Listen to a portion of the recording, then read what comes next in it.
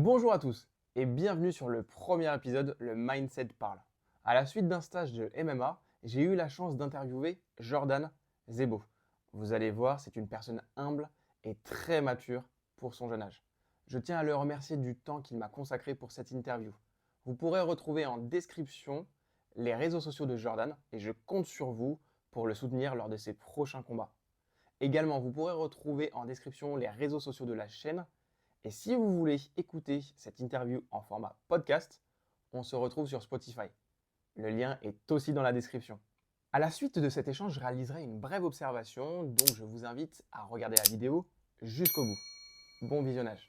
Jordan Zebo, tout le monde te connaît. Le nom Jordan Zebo est connu de quasiment tout le monde, puisque le MMA en France, depuis 2019, Ça a explosé. ça a explosé, ça a grandi énormément.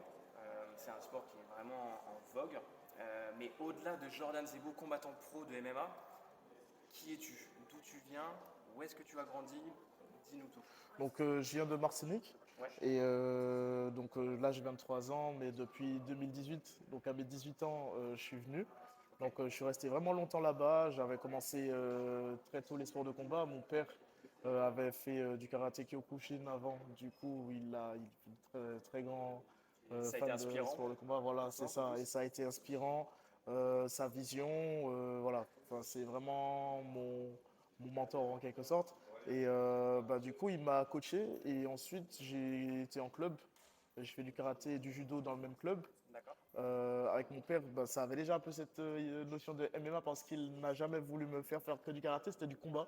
Ok. Voilà, c'est vraiment, il m'apportait un peu tout ce qui fonctionnait, tout ce qui aurait pu être utile pour déjà savoir me défendre. Il connaissait le MMA ou le free fight comme on appelait avant? Voilà, plus sous forme de free fight, lui, il avait déjà vu et voilà, il prend un peu de tout et il prenait un peu de tout et du coup, ça faisait que j'étais déjà prêt à tout ce qui est mixé, les arts martiaux et tout. Et quand je suis arrivé en club, j'étais pas vraiment débutant, mais voilà, j'ai essayé d'apprendre le maximum de choses. Ensuite, il y a un cyclone qui a arraché le toit, du coup, ça s'est arrêté, mais j'ai continué avec du kickboxing et de la lutte. Ok. Et en 2014, j'ai commencé le MMA. D'accord, donc tous ces panels de sports de combat, c'est grâce à ton papa. C'est ça. Ok. Donc maintenant, malheureusement décédé, mais Ok. il a vraiment apporté. Enfin, tout ce que je suis vraiment, ça sort beaucoup de lui. Et donc c'est un honneur, je pense, à chaque fois que tu mets un pas maintenant dans la cage de MMA, Ouais, c'est un honneur pour ton papa, c'est j'imagine. ça, c'est ça. Je pense beaucoup à lui et je sais que vraiment il doit être fier de ce que j'ai accompli. Je pense qu'il peut être fier de toi, j'en suis sûr même. Comment est-ce que l'amour du combat, l'amour des sports de combat, il est venu grâce à ton papa, mais ton enfance, est-ce que ça t'a servi pendant ton enfance? Donc ça m'a beaucoup servi. J'ai été beaucoup harcelé avant de par peut-être mon comportement un peu. J'étais un peu le gars un peu trop strict ou bien un peu le- enfin, trop exemplaire ou bien qui cherche trop à respecter tout. Pareil, une Voilà, notion que tes parents t'ont apportée, je pense. voilà, c'est ça. C'est beaucoup lié à mon éducation et ça me sert énormément aujourd'hui parce que voilà, quand on est jeune, on ne se rend pas compte de jusqu'à où ça peut aller. Mais vraiment, je sais que mon éducation, ça m'a permis de pouvoir être ce que je suis en ce moment et être accepté partout. Et surtout la rigueur que les sports de combat inculquent aussi. Donc voilà, mon éducation plus l'éducation d'un jeune qui depuis ses 6 ans est dans les salles de sport de combat. Ouais. Du coup, ça a donné un peu ce que je suis aujourd'hui. Et voilà, donc ça m'a beaucoup servi pour savoir me défendre. Et puis en grandissant, ça a vraiment, je n'ai pas particulièrement besoin en dehors Ah oui, des salles. je pense que maintenant on t'embête plus dans Ouais, la c'est rue. ça. Mais après, maintenant, ça me sert justement pour. Donc, du coup, c'est mon métier. Et très fier de représenter la France. Du coup, j'ai fait les championnats du monde amateur. Ok. J'ai eu la médaille de bronze. Mais du coup, voilà, j'ai pu affronter les meilleurs des autres pays. Et j'ai progressé entre-temps. Je suis passé professionnel. Et voilà. Et donc depuis maintenant, depuis 2022, je pense, Mhm. ton premier combat en MMA professionnel, on reviendra dessus rapidement avant. Je t'ai entendu pendant notre stage justement. euh, c'est pas grave de souffrir et c'est en souffrant qu'on apprend. Est-ce que ça a toujours été une notion importante pour toi? Oui, hyper important parce que vraiment, bien sûr, la douleur, c'est une information à ne pas négliger. Mais dépassement de soi, c'est vraiment ce qui permet d'évoluer. On parle de souffrance physique, mais aussi souffrance physique, enfin physiologique, morale aussi. Vraiment, ça, dans les sports de combat, ça, c'est vraiment en acceptant ça à l'entraînement qu'on pourra aller au-delà lorsqu'on se retrouve en compétition ou pour certaines personnes qui font ça pour savoir juste se défendre. Voilà, c'est important de savoir bien appréhender la douleur quand il faut. Ok. Voilà. Tu l'avais dit aussi pendant ton stage, tu es arrivé ici en 2018. Comment est-ce qu'a été la transition entre la Martinique, où Ouais. tout le monde se connaît, puisque c'est quand même C'est une une petite petite île, île, oui. et de rentrer dans l'Hexagone, arriver à l'Hexagone, une terre inconnue pour toi? Comment ça s'est fait? Donc c'était un peu l'aventure parce que bien sûr j'ai de la famille à Lyon et j'ai une tante qui m'a accueilli à Paris. Ok. Mais vraiment en dehors d'elle, à Paris, j'ai pas eu de vrais repères. Et donc voilà, ça m'a beaucoup aidé pour avoir un pied à terre en quelque sorte. Mais voilà, j'ai dû me faire des amis au club. Ça se fait naturellement. En plus, je Parce que passais ma journée là-bas. Donc, tu as commencé directement le MMA quand tu es arrivé en France? J'avais commencé le MMA en 2014 en Martinique. Ouais. Après, j'avais fait juste quelques compétitions, le championnat de Martinique de kickboxing, j'avais fait un peu de pancrace en interclub, tout. Mais et le championnat, un premier championnat de France en pancrace. Mais après, vraiment, la plupart des autres compétitions, je les ai faites après mon arrivée ici en 2018. Et voilà, donc avec le MMA Factory, ils m'ont bien pris en main pour que je puisse faire des compétitions amateurs de plus en plus en haut niveau. C'est avec eux que j'ai fait le championnat du monde et que je suis passé professionnel. Ok, donc directement avec le MMA Factory, tu commences à t'entraîner avec qui et comment? Déjà avec ce que tu avais appris en Martinique ou tu as tout repris de zéro? Donc déjà, donc je suis resté en contact avec mes coachs de Martinique Ok. qui eux aussi étaient en échange avec le Factory. Surtout mon coach Christophe Violin. Et du coup, il y avait Pico et Commonde qui est mon coach depuis que je suis arrivé au Factory. Lui, vraiment, il m'a Et coaché. depuis le Voilà, début. c'est depuis le début, on le voit dans mon coin, dans mes combats. Et il y a le préparateur physique, Mathieu Fassel, Mhm. lui qui m'accompagne depuis maintenant 2 ans en vrai. Et voilà, donc franchement, une équipe soudée. Il y a les coachs de lutte, de grappling qui voilà, alternent entre. Enfin, pour certains combats, on va plus prendre un coach ou l'autre, mais dans le MMA Factory, on s'entraîne avec tout le monde. C'est que pour les coins, on est limité à 3 coachs ou 4, donc c'est Ok. pour ça. Mais voilà, il y a une large gamme de coachs, et moi y compris, maintenant qui suis coach au MMA Factory. Mhm. Et voilà, c'est parce que justement j'ai commencé très tôt les sports de combat, j'ai passé mon BPGEPS aussi C'est ce avec que tu avais dit. le MMA Factory, ils m'ont pris la place et tout. Donc Ok. vraiment, à la fois un centre de formation, mon lieu de travail, et aussi là où j'apprends pour être un meilleur combattant. Et tu Voilà. aimes être dans ce même environnement à chaque fois pour toutes ces situations? Oui, en fait, c'est l'un sert à l'autre. C'est-à-dire que je suis coach, ça me permet d'être meilleur combattant. Le fait de coacher à l'endroit où je m'entraîne, bah, du coup, par rapport à quand je venais juste d'arriver, où forcément je devais me débrouiller comme je pouvais, donc je bougeais dans tout Paris pour coacher, pour me débrouiller et tout. Et là maintenant, tout est assez à proximité, ça me permet de mieux me reposer. Pour maintenant, en plus, avec les médias et tout, savoir tout gérer, les échanges, voilà, ça me permet de ne pas être trop en sprint toute Et la d'avoir un journée. peu de temps aussi pour toi et pour C'est ta vie ça, perso. c'est ça. J'avais une question. Le MMA, c'est Mixed Martial Arts. Excuse-moi pour l'anglais, Oui, l'accent c'est ça, c'est ça. est pas top. Mais on voit, tous les coups sont permis, entre guillemets. Mais est-ce qu'il y a des stratégies dans ce sport de combat? Est-ce qu'il y a des game plans, comme on dit? Donc, comme dans tous les sports du combat, même quand on prend une discipline, en vrai, il y a la notion de stratégie et encore plus, enfin, plus il y a d'armes, plus il y a des stratégies presque à l'infini. Surtout quand il y a le grappling, qui est un sport qui, quasiment tous les jours, il y a des techniques qui s'inventent et qui fonctionnent à très haut niveau. Donc, voilà, donc quand on mélange le tout, ça fait Un beau combo. voilà, c'est ça, un beau combo. Combien d'entraînements par semaine? Là, donc par jour, en général deux, Ouais. parfois trois. Le week-end, enfin, il y a les coachings. Parfois, je fais une séance, soit samedi, soit dimanche. Donc voilà, ça fait un bon rythme d'entraînement avec un minimum de 14 facilement entraînements par semaine. Ok, donc Ouais. c'est un rythme soutenu. Et pour l'alimentation, comment ça se passe? Est-ce que tu as un régime alimentaire strict à suivre ou on peut te laisser un petit peu libre de ce côté-là? Donc moi, enfin, comme je suis très formé de mon côté, donc je prends en main mon alimentation, bien sûr, comme je suis toujours en échange avec les coachs et toute l'équipe du Factory. Donc s'il y a un besoin quelconque, j'ai les informations.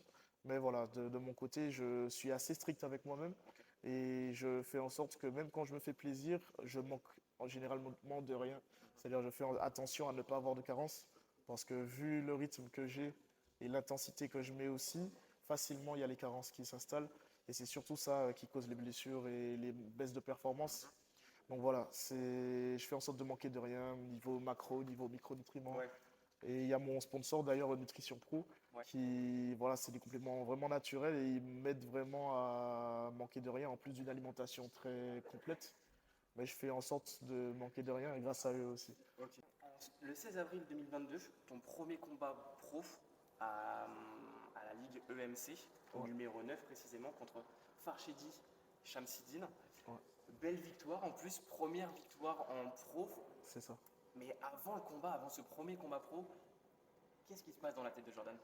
Donc dans ma tête, je me suis dit que c'est en quelque sorte une forme de libération parce que ça faisait un bon moment que j'avais envie de faire mon premier combat pro, j'avais vraiment hâte.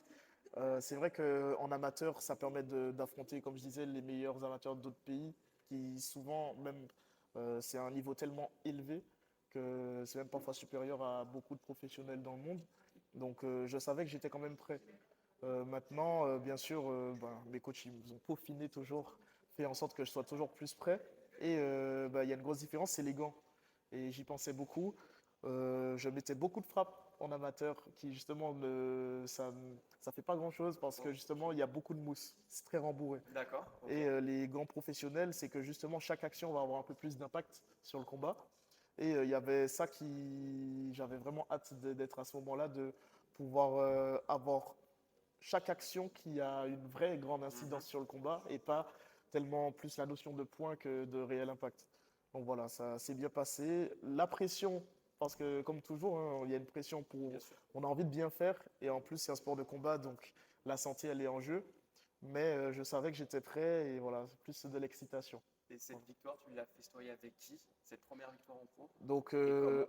vraiment, c'était bah, bien sûr avec Common, mon coach, qui Mhm. c'était que pour ce combat-là qu'il n'a pas pu être sur place parce qu'il amenait aussi d'autres compétiteurs, un groupe de compétiteurs. D'accord, Mais il était au téléphone avec Jonathan, avec Erwan, oui. et qui était dans mon coin. Et vraiment, voilà, donc je la dois à Jonathan, Erwan et Common toujours là, qui me suivent. Voilà, Toujours là pour toi, donc une bonne c'est ça. équipe. Je pense qu'on l'a vu, on l'a compris au MMA Factory. Tu es suivi, tu as du monde derrière toi et Ouais, pour le MMA, c'est obligatoire. c'est ça. Et ensuite, bah, tu enchaînes trois autres victoires, dont un KO magnifique sur Marie Sardi. Oui, Un high kick, si je ne me trompe c'est ça, pas, c'est ça. incroyable. Ouais. Et à un moment donné, ton deuxième combat, tu casses la cage de MMA Ouais, contre Karim. Karim Gadji, oui. Ouais. Comment t'as fait? Franchement, je sais que j'étais dans enfin, vraiment, je me sentais très bien dans ce combat-là. C'est comme si j'avais un peu ce déclic que je recherchais dans tous mes autres combats. On me disait que je réfléchissais trop. Et là, j'ai beaucoup répété, répété. Je me suis vraiment appliqué dans ce camp-là comme dans les autres. Mais là, il y a eu un vrai déclic.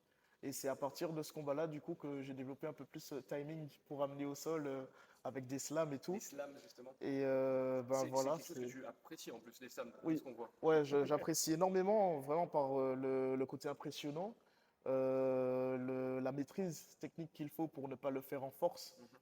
et pouvoir le faire tout au long du combat. Voilà, donc c'est vraiment quelque chose qui est un peu une signature, hein, parce que dans quasiment tous mes combats, je l'ai fait. Incroyable. Et voilà, donc ça m'a marqué. Enfin, c'est vraiment juste l'exécution technique qui a fait que le point d'impact. Et même, on me l'a dit que j'ai réamené au sol après qu'ils aient réparé au même endroit et je Au me même rendais pas endroit. compte. Je ne savais pas. Donc Et il y a eu plein de choses alignées qui ont fait que ça a cassé, et ils je n'ont pas eu pense. le temps pendant le combat de réparer, vous avez continué. Ben, du coup, il y a eu un arrêt à la fin du deuxième round Ouais. où il y avait 5 minutes. C'est les règles dans le MMA, il y a 5 minutes pour régler un problème. Et en 5 minutes chrono, ils avaient juste réussi à mettre des renforts en dessous, mais c'est pas réellement réparé. Bien sûr. Juste faire en sorte que les combats, après, il n'y ait pas le creux du coup, qu'on puisse pas se tordre la cheville et tout. Parce qu'il y a le tatami, mais le plancher était atteint. Et du coup, voilà, donc ils ont réussi avec l'équipe d'Arès à régler ce problème-là en temps. C'est parfait. Je reviens rapidement sur cette situation, sur cette défaite le 30 septembre 2023 contre Cédric Doumbé, ton premier PFL, je Oui. pense. Euh, voilà, défaite par KO. Comment est-ce qu'on fait pour se relever de cette situation-là? Donc, bah, c'est l'expérience en vrai, le fait de s'habituer à ça en amateur. Donc, j'ai 26-6 en amateur. Donc, j'espérais garder le zéro en professionnel comme tout le monde, c'est sûr. Mais voilà, on sait, on rentre dans la cage, il y a les risques. Il y a beaucoup de choses à prendre en compte, beaucoup de détails. C'est ça qui est cool dans ce sport-là, c'est qu'on sait très bien que à un détail sur le timing, sur la précision, tout, Vous le disiez bah voilà, justement pendant le stage, le timing c'est super important. extrêmement important. La posture, la prise de décision rapide. Et voilà, donc c'est ça. Donc ça m'a fait grandir. Et toujours un petit plus que je rajoute dans les entraînements, cette notion-là que je respectais déjà énormément, mais maintenant encore plus. C'est toujours ça. C'est toujours tirer des leçons, même des victoires, tirer Complètement. des leçons. Et on apprend Voilà. beaucoup plus avec les Les défaites. défaites, beaucoup plus. C'est ça.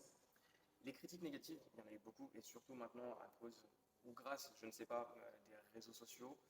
Euh, Est-ce que tu as eu un soutien psychologique, un professionnel, à ta famille, tes coachs? Oui, Comment ça s'est passé? beaucoup les coachs, la famille aussi, les proches, et du coup, il y a même bah, toute l'équipe du Factory.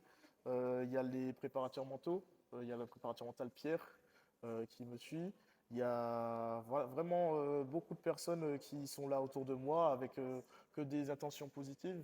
Et ça m'a fait vraiment plaisir. Et même les fans, hein, il y en a beaucoup qui m'ont soutenu, malgré la grande vague de haine qu'il y a eu et tout. Enfin, voilà. Et qui a été créé par ce terme trash talk par ton adversaire. C'est ça, c'est ça. Donc ce terme qui a été créé, répété par tout le monde, parfois en toute conscience et souvent sans la conscience, bah voilà, c'est comme une forme de phénomène de mode de dire quelque chose qui peut blesser. Et surtout, surtout le fait que ça dure après le combat. Mais c'est pas grave. Enfin, moi, je fais en sorte qu'on ne retienne pas ça de moi, qu'on retienne le fait que je sois juste un combattant qui, ok, il y a une défaite, mais ça ne représente pas tout le potentiel d'une personne. Voilà, une erreur que n'importe qui peut commettre. Complètement. Et du coup, voilà, faut juste que je fasse en sorte de continuer à gagner. Là, j'ai eu ma victoire récemment. Justement, le 8 mars dernier, Ouais, contre Carlos Graca, le c'est ça. Portugais, quand même, qui a été rigoureux face à toi, Ouais, puisque tu as ouais. gagné par décision. Est-ce qu'avant le combat, tu avais ce sentiment de il faut que je redore le blason, il faut que je montre que je suis toujours dans la course? Totalement, totalement, parce que je sais que beaucoup de personnes m'ont encore plus connu avec mon combat d'avant, mon avant-dernier combat. Fallait que, ok, j'ai eu un plus de notoriété avec ça, faut que je mette tout ça en positif. Mhm. Et du coup, ben, la préparation, comme tous mes combats, a été sérieuse et il y a eu beaucoup l'aspect psychologique qui a été mêlé pour que vraiment, même jusqu'au dernier moment, il n'y ait rien qui puisse me perturber jusqu'à vraiment le début du combat et même pendant le combat. Donc voilà, une victoire maîtrisée de A à Z, mais Parce que tu menais tout le combat, hein. ouais, c'est ça. Donc c'était très bien, un adversaire très solide parce que lui aussi a été titré mondialement en Muay Thai, ceinture WBC Box Thai. Il a fait des compétitions aussi en grappling, enfin en jiu-jitsu brésilien avec le gi. Donc vraiment, il est complet. Il vient de la catégorie supérieure. Et ça, c'était vraiment quelque chose que enfin, moi j'apprécie. J'aime quand en général la personne face à moi, on se dise, ah ouais, ah, c'est un monstre le gars en face de lui, waouh, ça va être chaud. Mais tu es là pour aller au-delà des challenges. C'est ça. J'aime beaucoup les grands challenges et là, ça m'a fait plaisir de pouvoir avoir une victoire comme celle-ci. Bien sûr, moi, je suis exigeant envers moi. J'aurais bien aimé pouvoir finir le combat. Par un KO, ouais. Voilà, un KO ou une soumission. Mais voilà, comme tu l'as dit, il était extrêmement solide et pour ses combats d'avant, comme d'ailleurs Maris Hardy, c'est des gars qui sont très, très, très solides et qui résistent aux frappes et qui sont durs à soumettre aussi. Du coup, voilà, c'est bien de pouvoir avoir une victoire face à des adversaires toujours plus solides. Tu as la prochaine date.